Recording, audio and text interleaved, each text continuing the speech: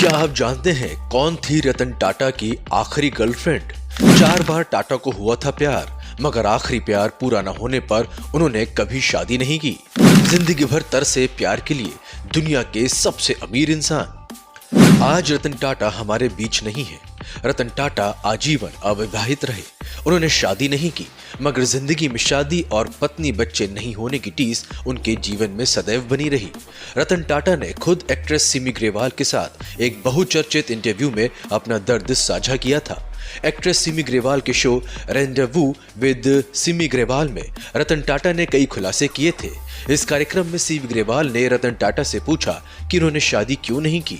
इसके जवाब में रतन टाटा ने कहा, बहुत सारी चीजें हुई जिन्होंने शादी से रोका। टाइमिंग सही नहीं रही, काम में बिजी भी हो गया और समय नहीं मिला। कई बार शादी करने के नजदीक पहुंचा, लेकिन बात नहीं बनी। रतन टाटा के सिमी ग्रेवाल के साथ भी संबंध रहे, जिसके बारे में खुद अभिनेत्री ने बताया था। रतन टाटा का शादी नहीं करने पर एक्स गर्लफ्रेंड सिमी ग्रेवाल से छलका था दर्द। उन्होंने कहा था कि पत्नी और परिवार के लिए तरसता हूं। सिमी ग्रेवाल दिग्गज अभिनेत्री हैं। उन्होंने 2011 में दिए गए एक इंटरव्यू में रतन टाटा और अपने रिश्ते को लेकर खुलकर बात की थी। उन्होंने बताया था कि उनका और रतन का रिश्ता बहुत पुराना है। उन्होंने रतन को परफेक्ट जेंटलमैन कहा और कहा वो परफेक्ट है, उनमें सेंस ऑफ ह्यूमर है, वो विनम्र है और परफेक्ट जेंटलमैन है। पैसा कभी भी उनकी प्रेरणा शक्ति नहीं रहा। सिमी ग्रेवाल और रतन टाटा के बीच काफी अच्छा रिश्ता था, लेकिन दोनों का रिश्ता शादी में नहीं बदल पाया। दोनों ने शादी करने का सोचा था, किस्मत को कुछ और ही मंजूर था। बाद में सिमी ने दिल्ली में जन्मे चुन्नामल वंश के कुलीन रवि मोहन से शादी कर ली।